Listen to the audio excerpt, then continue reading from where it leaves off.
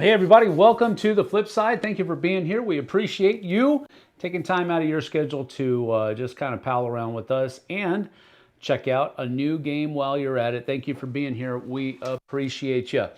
So what we're going to do here is a live review. Now, what live reviews are is it gives you the opportunity to provide input, ask questions, and so forth and so on. I'll be trying to keep a chat, keep an eye on the chat as we're going through.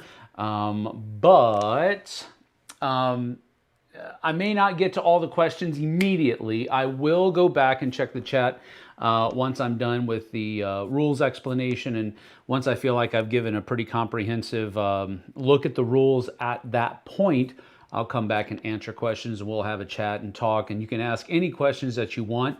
I would prefer that they would be questions that are directly related to the game in some way, shape, or form. That would be perfect.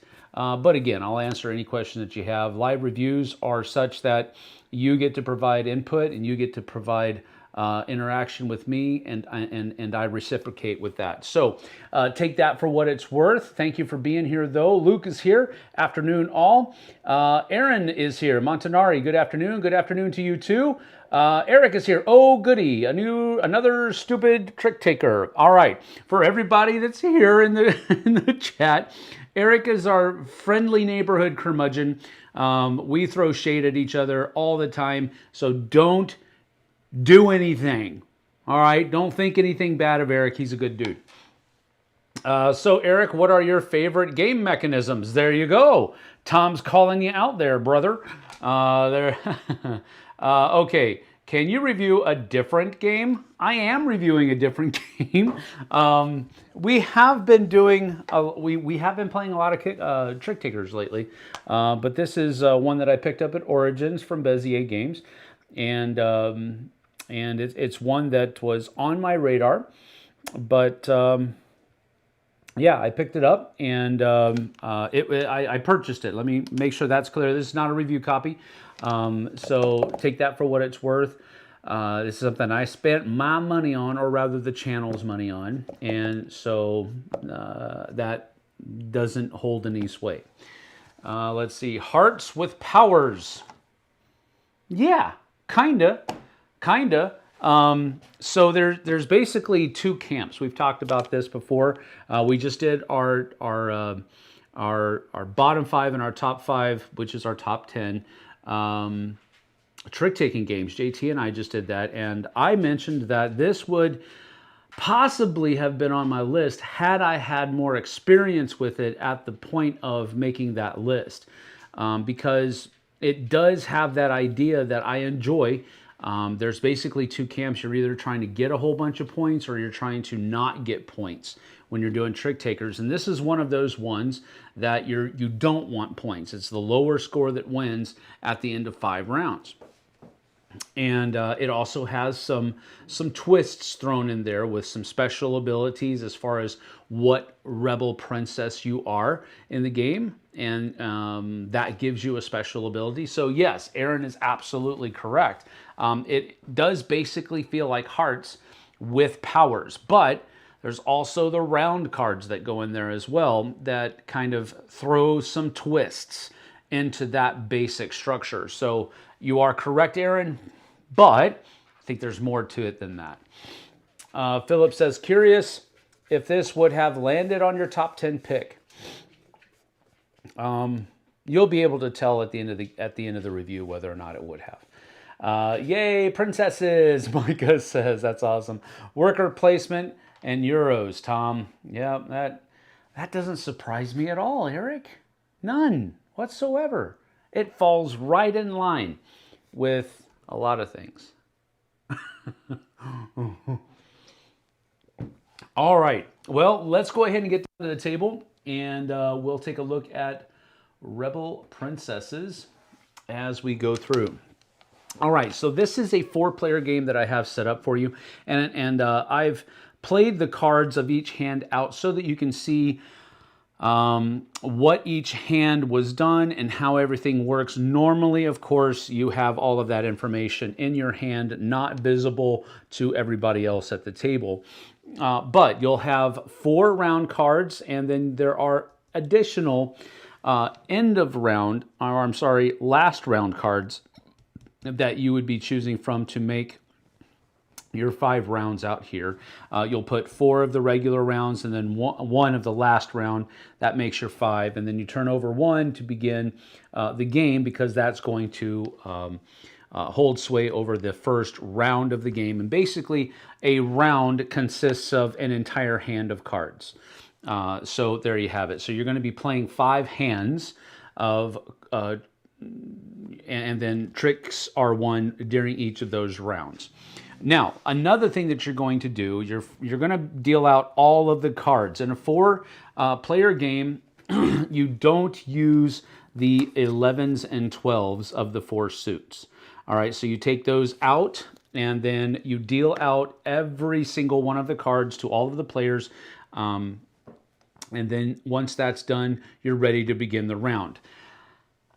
For setup, additionally, each person is given 2 Rebel Princess powers, and then they're going to choose which one they're going to have available to them. So the Swan Maiden here is temporarily hidden. On your turn, choose to play last on on any trick. So during the course of the round, which is an entire hand of cards, these are powers that you're going to be able to use exactly once during that round. When you use your power, you flip it over to denote that it's been done. And then once the hand is over, before we go into another round, everybody is able to refresh it. And now in the next round, they'll be able to use their power exactly once. So the Swan Maiden has that power. Basically, on one of the tricks of the round, you can play last. This one, Red Riding Hood, says unmask. On your turn, ask for a special card, and if a player has it, trade it for another card of the same suit from your hand. So that's another thing that you could possibly do, but that's how that works. So maybe this person is going to take the Red Riding Hood one. This one comes out.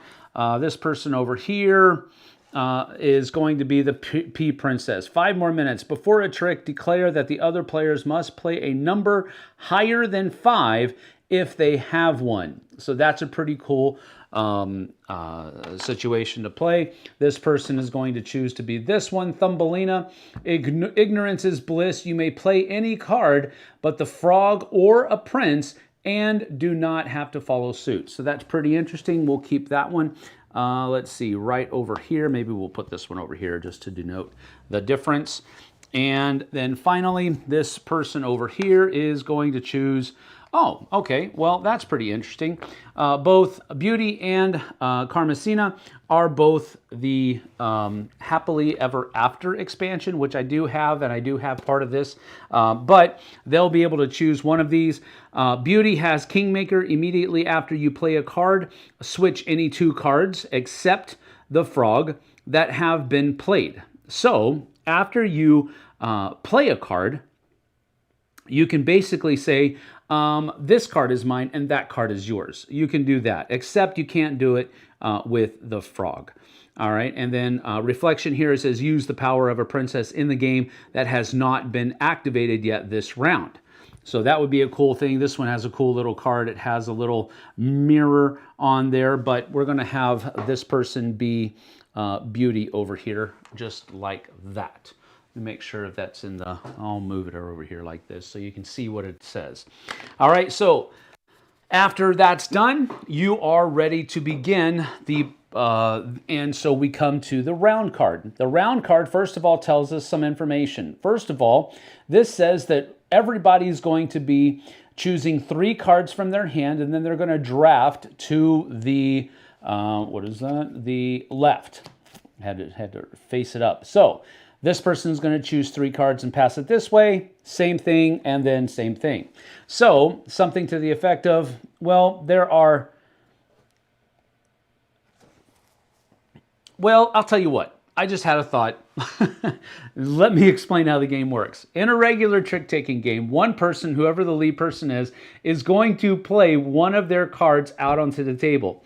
Everybody else has to basically follow suit So if this player over here plays one of their queens or their princesses, then the rest of us have to follow with queens or princesses. The difference about this game is that there isn't a trump suit.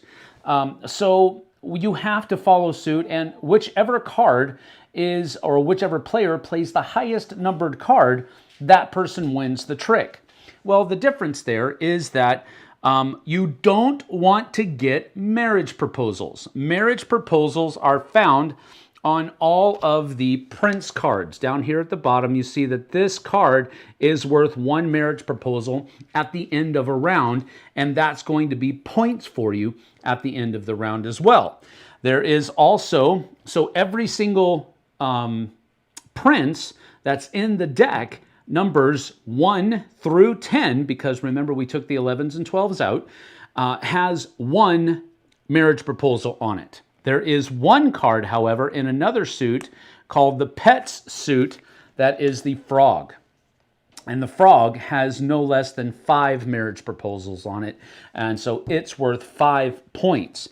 But it is an 8, so the 10 and the 9 could fall prey to the Frog, but we won't necessarily worry about that for right now. So what you're trying to do is you're trying to avoid points. So you don't want to win tricks that have princes and or the Frog from the Pet suit in it. There are also a fairy suit, which generally speaking, nothing else has points on it except for the prince cards and the Frog card. Everything else doesn't matter if you win it. It's not worth any points. All right? Generally speaking, there are certain things that will change depending upon what comes up on these round cards. But, okay, now we can get back to the round card. The round card, first of all, says that we're going to pass 3 cards to our left and before the round begins. So, this person over here has the 10 of princes, the 10 and 9 of pets. So it has the highest card in the suit that gives you points, and it has the other 2 highest cards in the other suit that has a card in it that has 5 points on it. So more than likely, this person is probably going to take these 3 cards right here and pass them face down to this person. This person, not knowing what they're getting here, is probably just going to try to get rid of their highest cards, but in some trick-taking games, it's good for you. Well, I would say in most trick-taking games, it's good for you to get rid of at least one suit.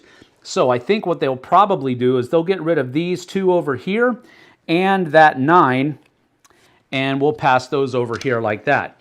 This person is going to try to do the same thing, but because they have too many of one suit, they really would like to possibly get rid of this one, and then they'll also get rid of this 9 here, and they'll also get rid of this 10 right here as well, and these 3 cards will be passed over here to this person.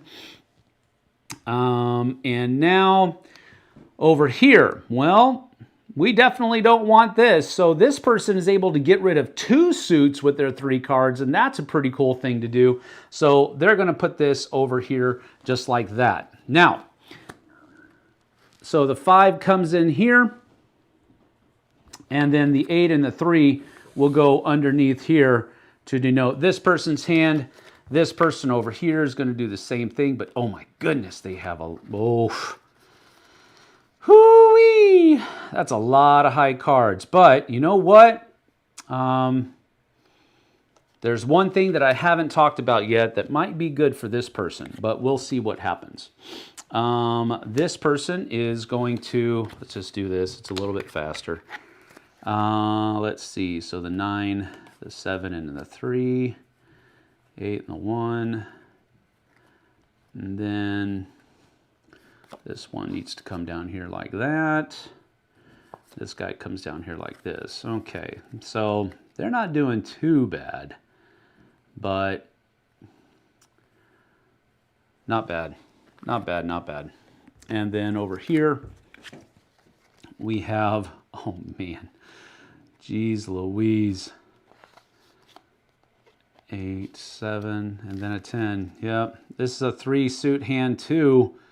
So this is going to be interesting. Now, one thing that I didn't mention before is that you can, what other games call shoot the moon. You can do that. Now, what that means is if you get every single point card in the game, you will actually get negative 20 points. And remember, you want the lowest score possible. So if you score negative 20 points, that's a really good thing.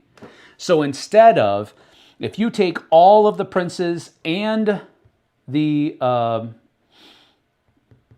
frog, then instead of getting 15 positive points, you're going to get negative 20 points, which is a pretty big swing there. So shooting the moon may or may not be a possible thing, but just realize that it is something that you can or can't do in this game. So now that we've done this, now we go to the governing thing that's down here. Fairies are wild and must be played if you are void in a suit.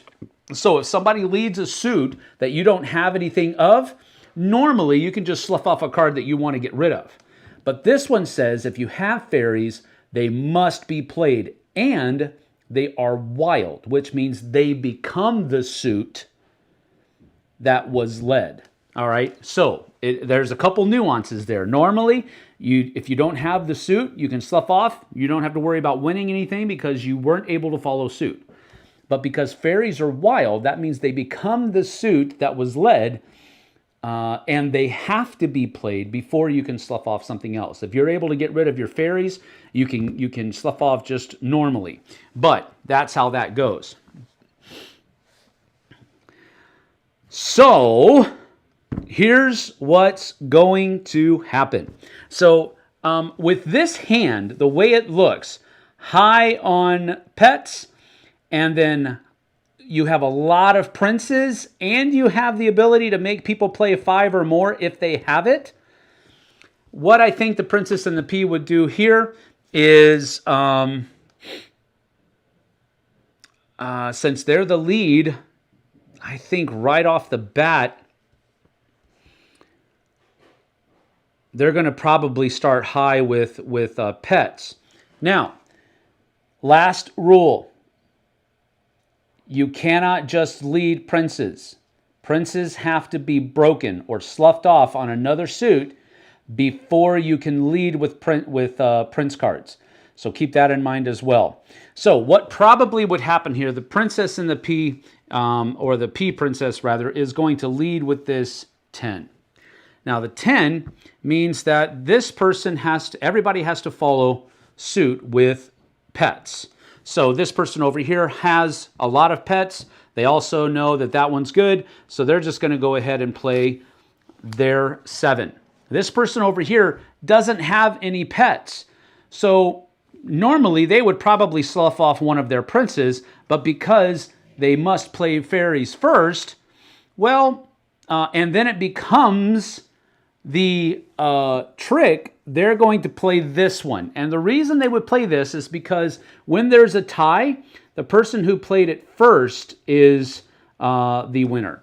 And then over here, they have definitely this. Now, a couple of things might be going on with this person. They may go ahead and play this just to get rid of it. But they may be suspecting this person's trying to shoot the moon, so they might hold this back for later on, and they might play one of the other ones. But we'll just play it to where it goes like this. This means that the pea princess actually won, and she takes this and puts it back here as having won it. Now, she's going to continue playing, and remember, she's trying to shoot the moon, so she's going to go ahead and play that 9, and everybody else has to follow suit, so they're going to go ahead and play this. Again, these people don't have any green. They can't slough off their princes, so they're just going to continue playing off. Now, again, we have a tie. Tie goes to the first person that plays it. And then over here, the 3 has to be played because they have to follow suit if possible. So now that suit goes along as well. And now the Pea Princess is here. She can't play this yet, right? So she's going to wait to see what happens with this. She may have not played it right or anything, but what she's going to do is she's going to play low in the hopes that she'll be able to get back later on. Now that fairies were led, this person has to follow suit. And this person has to follow suit as well. Maybe they will or not play the highest card. We'll just say that they do. And then over here, this person, they don't really have anything of value anyway, so they're just going to go, they're trying to just get rid of all of their cards without taking any points, so they're going to try to get rid of their highest card, and that's that. So now, the 7, the 8, and the 3 were played, so the person who played the 8, which is this person, won that trick. And now they can go ahead and play something else. So now what's going to happen is maybe they'll go with a 7. No, they'll go with a 3. Let's just say that, because they don't necessarily want to lead anything. So there you have that. Over here, princesses or queens were played, so they must play that. Over here, again, just trying to get rid of those high cards, and that's there. Now over here, she must play her fairy cards, right? So she's got to do that. It becomes a 4, but nothing happens. This person wins that trick. And it continues on, okay? So let's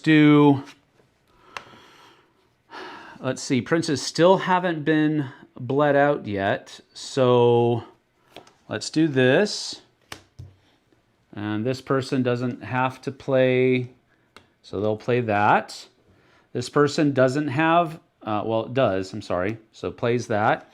And then this person must follow with what was played, so this person comes over here and does that. And they win that trick as well. Now, the 2 comes out. They don't have anything, just trying to get rid of their highest cards. Now he doesn't have anything to do, so they're just going to, they know they're probably not going to get it now, so they're going to just play offsuit that way. Because this was led, nothing else has to worry about it. They're just going to play this out here, and so the 2 has a point now. That comes back to them, and now that this suit has been broken, now they can lead off, and they're going to lead low because they don't want to win any more points. They're just going to continue playing high over here, like so. And now this person still doesn't want to get points, and he wants to try to get underneath that 4, so he does. And now this person wants to play high, and good like that. Oh, wait. Oh, no. This person needs to play this. Sorry. I forgot they had that card. So here we go. So this person won this trick. They didn't have any choice. They probably would have won the last one. So now they're leading. Boom. All right. Well, I want to get rid of some points, so they're going to play off there. They just want to play their highest card. Same thing here. Pets were led, so he's just getting rid of points at this point. So that comes over here. 4 is played. Again, trying to get rid of those high cards. Same thing and same thing. And now this person is in a world of hurt because they have the only one of this suit left. And that's that. So what would happen at this point? Everybody takes out all of their princes. Let's put them all the same way. Let's not be monsters. Like so. So that's not bad so far. Oops. Oh man, this person got wrecked, I think. No, man, yes, they got wrecked. Oh, gee whiz. They got super wrecked. Look at this, and nothing in there. This person, however, didn't go as planned. They got that one, and that's it. And then this person over here got one of those. Nothing and nothing. So this person got 1 point. This person got 1, 2, 3, 4, 5, 6, 7, 8, 9. And this person got 5. So again, there's all of the points. There's 10 points and 15 here. So you would take your handy dandy score sheet here, and we'll pull it off. And we would basically write, you know, person 1 got 5 points, person 2 got 9, 3 got 1 point, person 4 got 0 points. We would keep tallying. It even allows you to do subtotals and all that kind of stuff as well. And basically, after you've played through 5 rounds, you're going to have the lowest score is the winner. So if you turn some of these over just to give you an idea of what some of the other things you can do, or you will be asked to do. This is one of the expansion round cards. So you have Blind Man, so you're only passing 1 card to the right, but it says place half of your cards face down. Play the cards in your hand first, and then give your face down cards to the player on your right. So there's some things going on there. Sisterhood, you're going to pass 2 to the right. The card that is furthest from the starting number in the lead suit wins the trick. In case of a tie, the furthest number wins. So again, a lot of weird stuff going on here. It's drafty in here. You don't pass any cards at the beginning of the game, but it says keep 2 cards face down and pass the rest of your cards to the left. Repeat this until you have passed all of your cards. You may view but not pass any face down cards. So what you're going to do with this is you're basically going to, for example, if this was my hand, I would take 2 cards and choose it and pass the rest. And then the next person would pass me their stuff. I would choose 2 cards and pass them. And then you keep doing that until you have a full hand of cards again. So that's really freaky. That actually came up in one of the games that we played, and it was super fun. This one, the last card, it says that you're going to pass 2 to the left, and then it says princes score double proposals except for the highest scoring player. So at the end of the game, whoever has the highest score out here, princes will not count double for them, but for everybody else, it will count double. So it's kind of like a catch-up mechanism there at the end of the game, just to see how that pans out. I did not use any of these cards. I was planning on using the Princess P, but these special powers really kind of throw a good wrench into the game, because everybody shares what they can do at the beginning of the game, and so you know that those abilities can fire off once every round, and there are a good number of different princes in here. So there's 4, 5, 6, 7, 8, 9, 10, 11, 12, 13, 14, 15, 16. That's including the Happily Ever After expansion, which has 2 extras in there. So the base game comes with 14 of these. So there's a lot of replayability there as well. So let's see here. Let's see. So you read... curious if this would have landed in your top 10 trick. We'll get to that in just a few moments. Sounds expensive, Eric, unlike you. What? Falls in line with intelligence? Like you'd know. It's not cheap. Yep. So while this is my fave trick taker, it isn't saying much, as I'm generally not a fan of trick taking. Did not enjoy The Crew. Hate euchre. And I'm from Michigan. Wow. Okay. So my question to Philip would be, what is it that you don't like about trick taking? That would be my question. And so respond to that when you can. From New York and grew up with that. Love it. Talking about euchre, Aaron says, I just learned fishing and I enjoy that one. Nice and simple. A circle upside down is still a circle, Sam. Yes, I know, but you be quiet. See, this way, it's, you shut up. Be quiet. You leave me alone. Or is it shoot the princess in this game? No, it's not shoot the princess. It's just shoot the moon. Let me see. What is it actually called here? Let me, so that I can Bum, bum, bum. Oh, it's called Rebel of the Ball. That's what it's called. It's not called Shooting the Moon. It's just called Rebel of the Ball. There you go. So there you have it.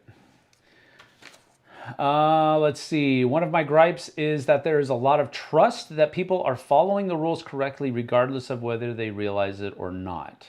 Oh, okay. Well, let me say that it will be evident if somebody is not following the rules, usually in a trick-taking game. And more often than not, it was very evident because we had some people that messed up from time to time, because I didn't play this with people that were just familiar with trick takers. I played it with a lot of different people, had to teach kind of the concept of a trick taker first. And sometimes those people didn't make the right decisions, but they were genuine mistakes. They were not trying to cheat or anything like that. Were genuine mistakes, and it was very obvious. A couple, within a couple of a couple of tricks that they did something wrong earlier, and it's generally simple to backtrack if necessary. But I did find that when those little happy accidents happened, they never did it again.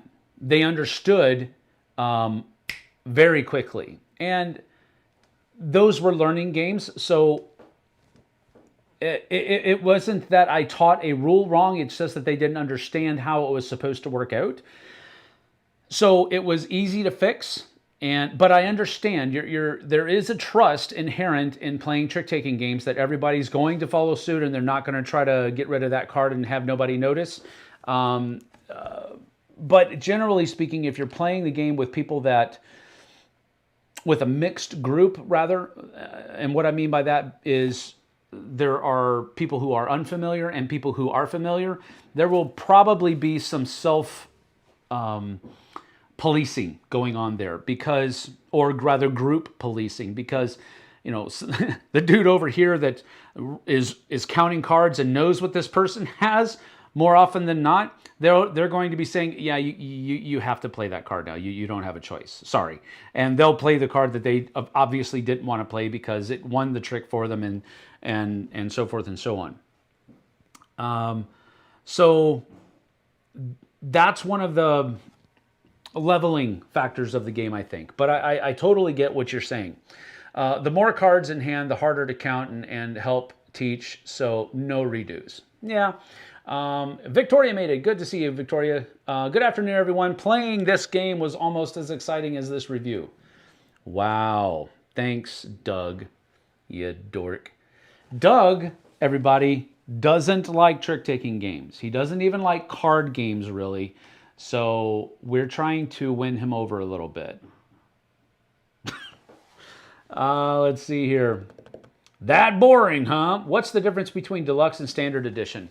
Okay, the difference that I'm aware of between the Standard Edition and the Deluxe Edition are that these Princess Powers are on like thick cardboard stock, not just cards. They were cards, I believe, in the Standard Edition. I don't know how available the Standard Edition is. This was also not an expensive purchase. I think it was maybe $20 or $25, something like that. And then the expansion was like another $5 to $10 or something. So it was not an expensive purchase. Now, I guess compare that to other trick-taking games, and that might seem a little rough, but I didn't feel like they charged too much for it. I'll put it that way. But all of these are cardboard, thick cardboard, and not just a card or something to that effect. Let's see here. I grew up with trick-taking games. I liked it. Would rather play the crew, though. You'd love it, Eric. Yeah, I don't know about that. Is there a card game you do like, Doug? Do you like the crew or Lord of the Rings trick-taking better? If you have played the Lord of the Rings one, I'm still waiting to complete that one. Have not played the crew. Any amount is too much. Wow, Eric. All right. So I do have a few card games to pull out if people are more comfortable with cards than a board game, but never my go-to. Tom says that he likes both The Crew and Lord of the Rings. I've only played a couple scenarios of Lord of the Rings, but now I think Lord of the Rings is easier. I'm sure it gets harder for Crew Deep Sea. Well, there wasn't any face down. There wasn't any fancy dresses, so lost my interest. Well, that's because this is a, well, I don't know. There's a fancy dress. That's a fancy dress. And that's Little Red Riding Hood. This is a fancy dress. The Swan Maiden. Definitely not a fancy dress. That looks more like a robe, the Ice Princess, but that could be a fancy dress. Not a fancy dress. The Little Mermaid isn't wearing any clothes at all. And Alice has a dress on. It could or could not be fancy. Pocahontas has a kind of dress on. Cinderella has a fancy dress on. Rapunzel does not have a fancy dress on, but she does have a dress. Snow White, no, isn't wearing a dress. She looks like she's ready for battle, however. Mulan, also not wearing a dress. And Sleeping Beauty is taking a nap. So apologize for that. Micah was hoping Sam had his tiara and gown on. No, that's not it. I'm a bit interested in seeing what the new Sail Legacy game does. Never played Sail, but my curiosity is piqued. And that's because Doug loves Legacy games. All right, so a couple of things about this. First of all, there was a game out there a while ago, and it's on the other side of the room, so I can't actually pick it out and show it to you, but it was called The Dwarf King. The Dwarf King is a trick-taking game that I've really enjoyed for a while now. It was put out by Yellow, and I believe it was Bruno Feduti that was the designer of it, and it just did a lot of cool things that I enjoyed. It had the basic, you're trying to either not get points or get points, that trick-taking games usually do. But then it also threw differences into it. There were some cards in the deck that did something different, and in addition to being part of the suit and the numbers and power and all that kind of thing that it would normally do, but it would do something else in the game. There were little power tokens or little goal tokens that one of the people at the table would be able to choose to be the goal for the next round. And so each of the different rounds did something a little bit different than the last. And it did some, it was basically a trick-taking game, but it threw some twists and curves in there, and that's what I liked about it.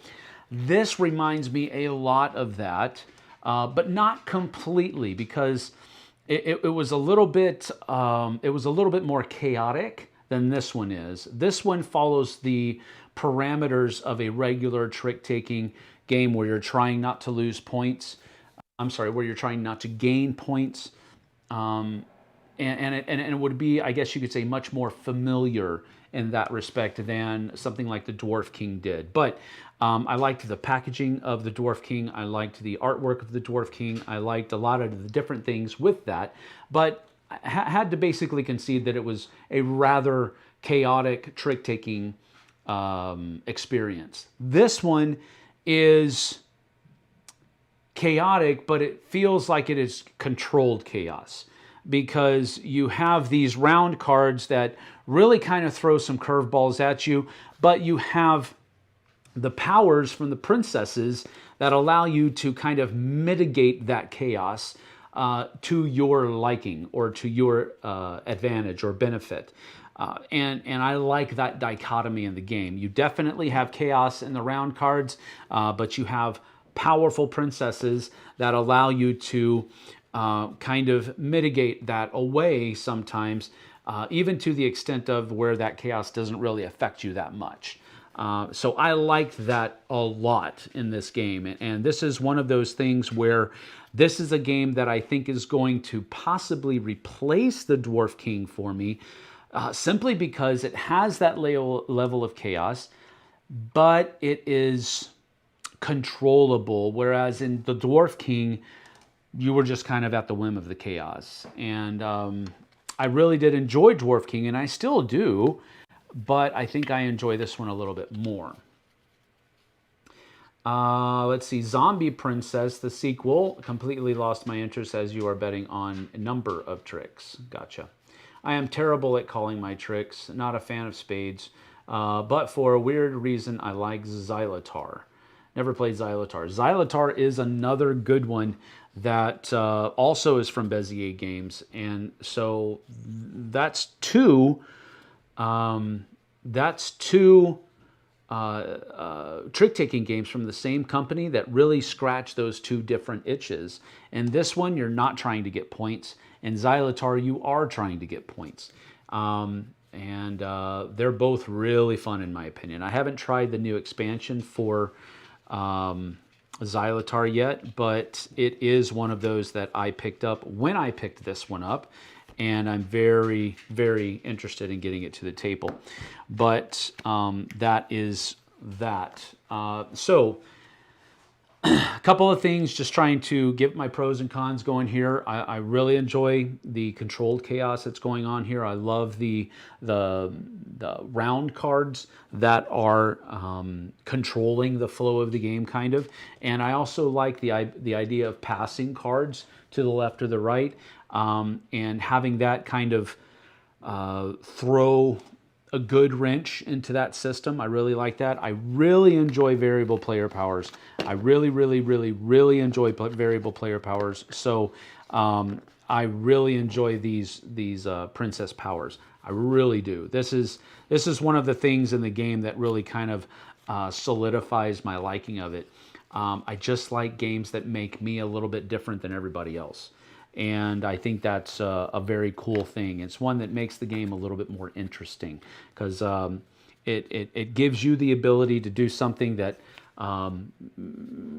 saves your hide or helps you kind of get past somebody else's well-laid plans. And, you know, they were about to lay into you with that frog, and you were able to do something with your power and dodge it. I like it when you can do the stuff like that in games. So take that for what it's worth. I do like the fact that there are let's see, 1, 2, 3, 4, 5, 6, 7, 8, 9, 10, 11, 12, 13, 14, 15, 16, 17, 18, 19, 20, 21. There are 25 different round cards. You only use 4 per game, so there's a lot of longevity there. As far as the in-game ones are, there's 1, 2, 3, 4, 5, 6, 7, and I think that's it. And again, you're only using 1 per game, so a lot of longevity there. I like it when games do that as well. Again, remember that those numbers include the happily ever after, or rather, sorry, happily never after. Remember, you're not trying to get married here. But that includes the ones that come in this one. So let's see. You've got 6 round cards, and I believe one of those, possibly 2 of them, I can't remember now. I think 2 of those 6 are in games, or it's just 1. Yeah, that's what it is. It's 1 of these, and then there are 5 more of the round cards. And it also has 2 princess cards that come in it. So that's what the expansion brings into the thing. It also gives you another score sheet as well, but the score sheets are not different. It's the same, just gives you another score sheet. They are also double-sided score sheets. So you see that. Okay. So there's a lot of good stuff here. The card stock is well done. It's got a nice linen finish on all of the cards. The deluxe edition of these princess powers instead of the cards from the other one is also a good thing. So this is a good production, and it's a fun game. It really is. So my estimation for this, we do thumbs here as for the live reviews. 2 thumbs up from me. I really did enjoy this game a lot. It's going to stay in my collection. And eventually I think it might displace the Dwarf King, which is a game that I've enjoyed for a very long time. So that does say a little bit about how much I enjoy this game. But if you don't like chaos in your trick-taking games, even with the mitigation from the Princess Powers, then this might not be a game for you. But I really did enjoy it, and I thought it was one that has some pretty good staying power in it. Let's see here. Does this max out? 4. That's a good question. You'd think I would know that. Boom, boom, boom. It is a 3 to 6 player game. So it does not max out at 4. It plays all the way up to 6. So with 5 to 6 players, you're going to basically use all of the cards. In 3 players, you remove the 1s, 11s, and 12s. So you can play it as a 3-player game. With 4 or 5 players, you remove the 11s and 12s. And then with 6 players, you use everything. And so you're at that point, each suit, there's 4 suits, and they go from 1 to 12 at that point. It also has optional shorten play in here. You can only play 3 rounds instead of the standard 5 rounds. In that place, you would draw 2 regular round cards and then 1 end of game card that look like this. It comes with a pencil to use for scoring, so you don't have to hunt through the junk drawer in your kitchen to find a pen that probably doesn't work. So that's a cool thing that it does. Again, it's kind of superfluous, but it's one of those finishing touches that if you have something that needs a score, give them something to score with, you know. So it's thoughtfulness on the side of the publisher. Let's see, 3 to 6 players. Thank you, Aaron, for answering that. Have you played at other player counts? Thoughts on the best count? Dog scared me for a moment. Sorry. I have played it with 3. I have played it with 4 twice, and I believe we've been doing so much lately. I'm pretty sure I've played it with 5. I don't know that I've played it with 6 yet, but I really enjoy 4 for a trick-taking game. I think 4 is a good round number, but I don't think that having 5 or 6 is going to change your experience that much. We have not done the shortened play because it goes pretty fast. It's not a long game anyway, even with full 5 rounds. So I don't think that's a big deal to me. I don't know that I would ever want to play a shortened game because it's already a short game. You know, if it played an hour and I want to get done in half an hour, okay, I'll use the optional shortened variation, but it's a 30 to 40 minute game. So I don't need a shorter experience than that. Powell Family Farm is here. Howdy, hope all is well. Everything is well. Jesse says, yeah, include a pencil. We played at 5. Well, there you go. See, I did remember. How about that? I think it handles all of its different player counts well. 6 is the one that I think I didn't get up to. I may have, but I don't remember it. I definitely remember 2 plays at 4, and now Tom is confirming for me 1 play at 5, and then 1 play at 3 as well. So with that having been said, I think this is a good one. 2 thumbs up from me, and that's about that. So I really do enjoy it. I think it's great. Now, moving on. Any other questions that anybody has concerning the game? As those are coming in, I'll give some more information. Tomorrow, we're going to be playing, we're going to be back at it with Heat, Pedal to the Metal, the 3rd race of the 1962 season. And I cannot remember, I think we're back in the U.S. at this point. So I think it's going to be the U.S. track. And Friday, we don't know what we're playing yet, but we are going to be playing something. I got to talk to JT. He's going to be coming over to record a bottom 5 and top 5 tonight. So we'll talk about that then. And I'll get it scheduled by Thursday morning probably, so that you guys can see what's up and make plans to either be here or not worry about it, whatever you choose. Favorite princess power. I haven't played all of them, but I think the one that, out of the ones that I have played, let me see if I can find it real quick. This is probably my favorite, Snow White. Snow White, it's the 7 dwarves, and it says play a 7 or lower as a 0. So this is one that I've had come in handy often. In the one game that I played her, this was definitely used a couple of times at the very least. And another one that I thought was good was the one that was actually in this game. Where is it?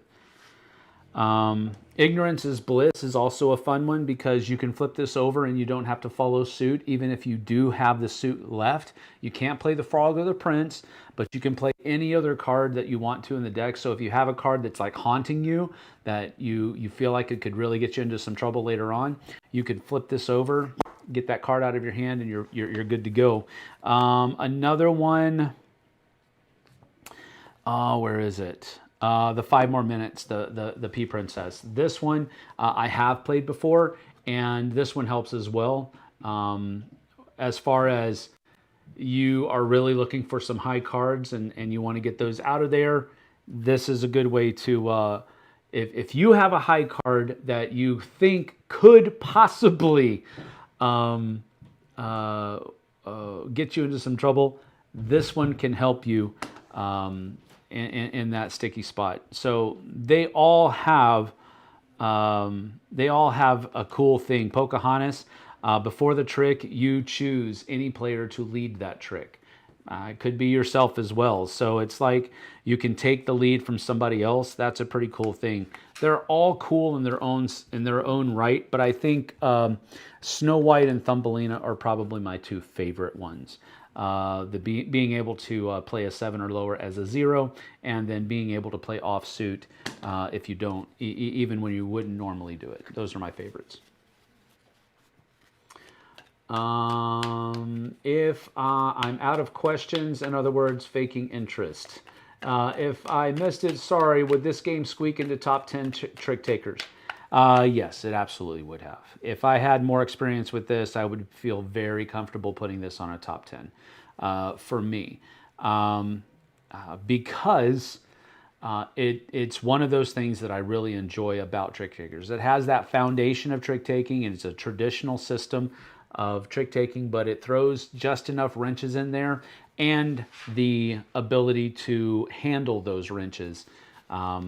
And I really enjoy that. So yes, it most definitely would have been on my top 10 trick takers that we put up a couple weeks ago.